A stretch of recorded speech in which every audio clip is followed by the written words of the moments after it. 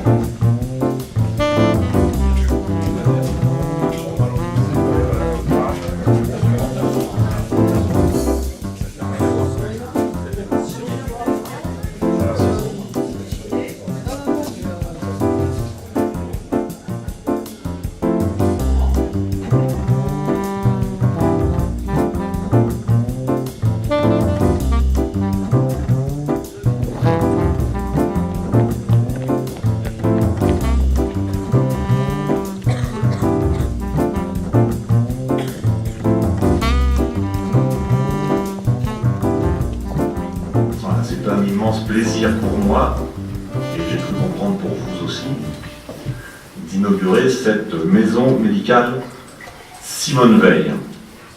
Nous avons été, mon équipe et moi-même, sollicités dès 2013 par les professionnels de santé de Cesson qui s'inquiétaient, à juste titre, de leur localisation et de l'accès de cette loi PMR si nécessaire, mais qui leur posait des problèmes d'accessibilité à leurs locaux et ils ne voyaient pas de solution au moins immobilière dans un court délai pour continuer à exercer sur Cesson.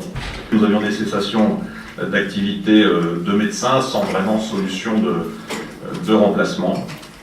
Donc fort de cette sollicitation et de ce constat, nous avons pris un premier contact avec le département, puis avec l'ARS, et je dois dire que nous avons eu à chaque fois eu affaire à des vrais professionnels qui nous ont apporté de vraies réponses et qui nous ont vraiment guidés dans ce futur projet. Et je crois que sans eux, on n'en serait pas là aujourd'hui.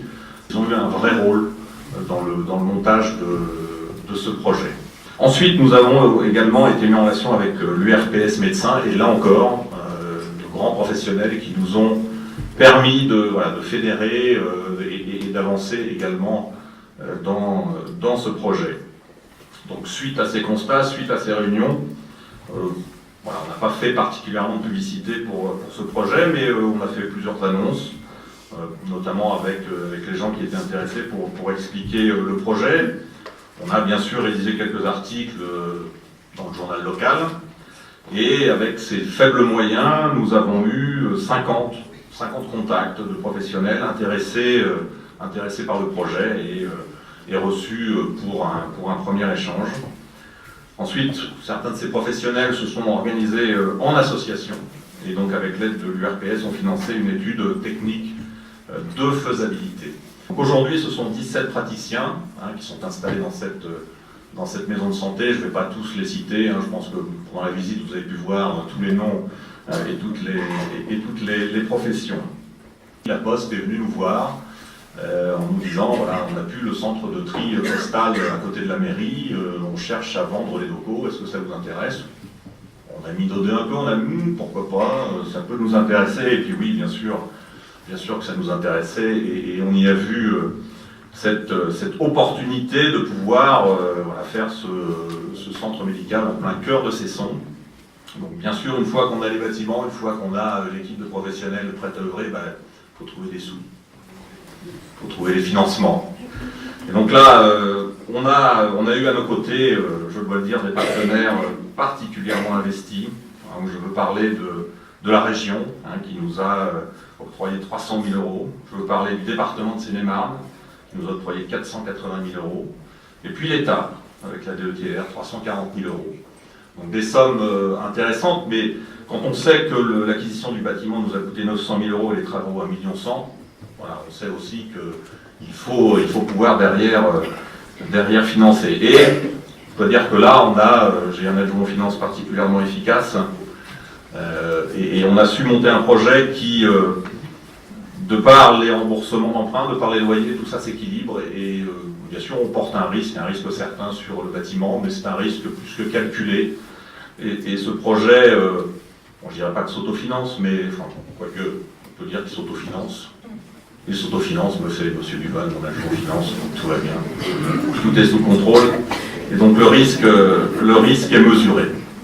Alors oui, cette maison médicale a ouverte, et on s'aperçoit d'ores et déjà aujourd'hui qu'elle ne suffit pas.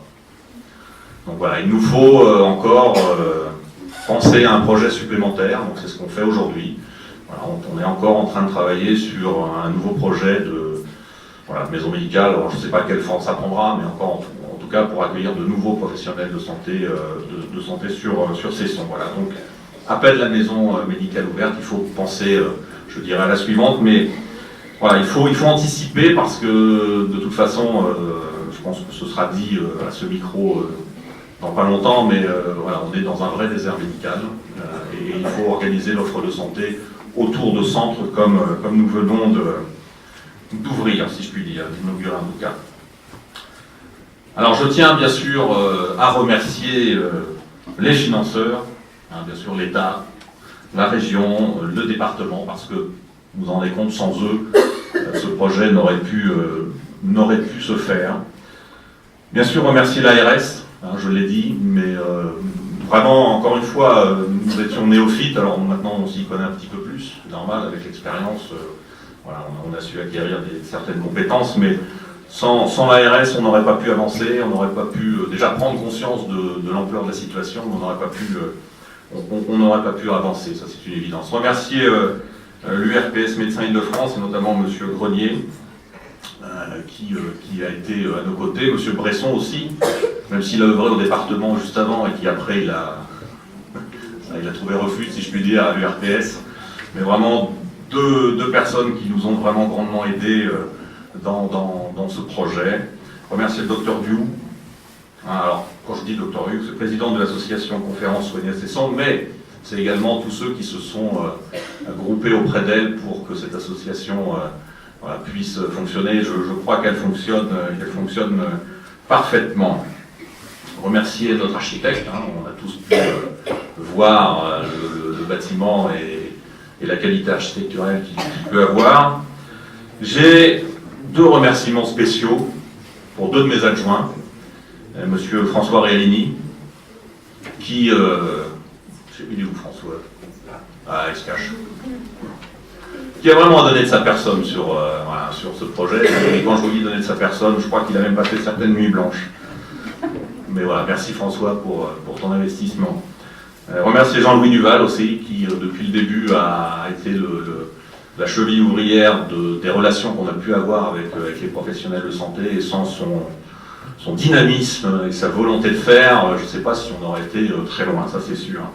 Remercier les services de la ville, et à travers notre directeur général des services que je charge, de remercier un petit coucou, je l'ai aperçu tout à l'heure, je ne sais pas s'il est encore là, à notre directeur de l'aménagement, Anthony, je ne sais pas s'il est... Il est là. Merci à toi. Voilà, mesdames, messieurs. En tout cas, merci à vous d'être présents aujourd'hui pour cette belle inauguration.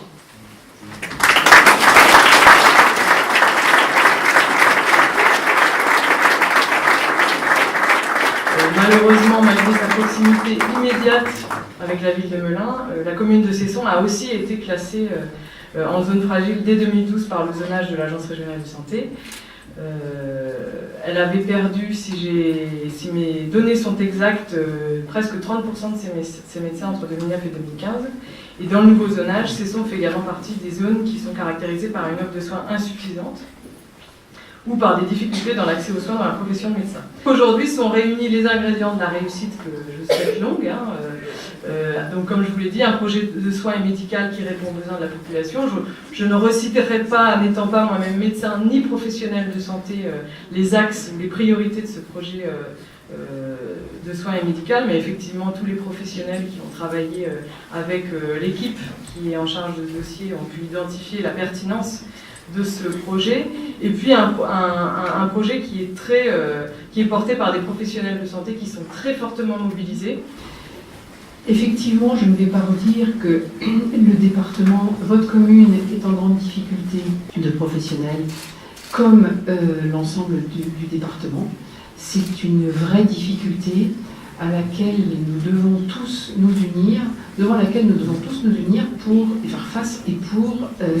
ce n'est que comme ça, comme vous avez fait, Monsieur le maire, que nous arriverons à avancer dans la construction d'autres maisons pluridisciplinaires de santé. Le département est heureux d'avoir apporté sa contribution. Il a, on l'a déjà dit, pris sa part à hauteur de 488 000 €.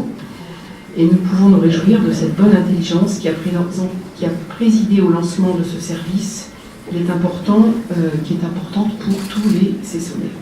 Il a déjà été rappelé de manière très aimable par Monsieur le maire la participation régionale. J'en profite pour dire que c'est une des priorités de la région, un des dossiers qui a été pris en main de manière la plus énergique possible. Je dois dire que, en écoutant le montant des financements et en le rapportant à la totalité du budget qui est dévolu à ces actions en faveur de l'implantation des maisons médicales, je mesure la façon dont la commune de Cesson a été servie. Et je dois dire que je m'en félicite puisque, je n'y reviens pas, la réalisation a été exemplaire. Nous savons de toute façon que pour les années qui viennent, le nombre de médecins, en tout cas, ne changera pas de manière considérable. Il évoluera sans doute favorablement, mais progressivement. Il faut donc déployer des nouvelles techniques d'organisation pour que nous puissions être soignés comme nous le souhaitons. Puis il a été évoqué à de nombreuses reprises Simone Veil. Évidemment, c'est un bon choix et c'est bien la moindre des choses qu'on doit à cette ministre de la Santé qui fut aussi une femme exceptionnelle. Merci de votre attention. Je voudrais bien excuser l'absence de l'IFO qui est en province ce jour et que j'ai le grand plaisir de remplacer.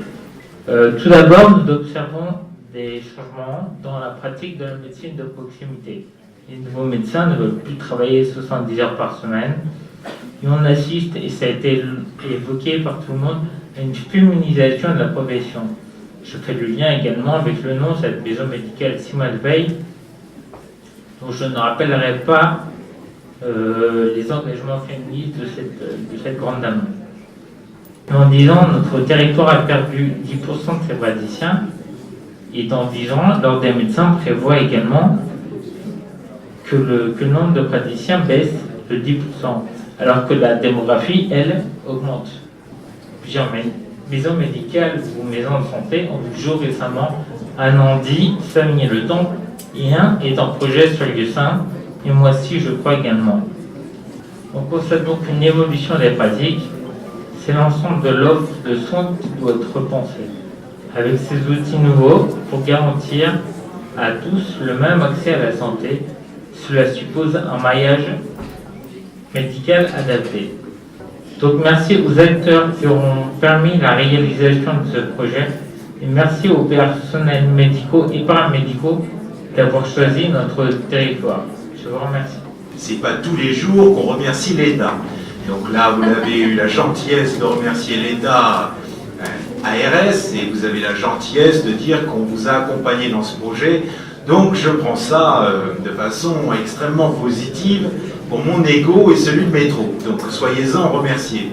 Quand je vois que face à un problème, des élus et des professionnels trouvent la solution, que l'ensemble des collectivités, conseil départemental, conseil régional, bâtit ou co-bâtit ce projet, je me dis que la République va bien.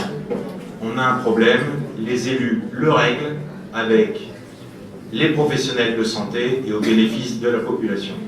Donc vous voyez, joie d'homme, joie de serviteur de l'État et joie de voir que la République fonctionne bien. Que dire de plus? Merci infiniment.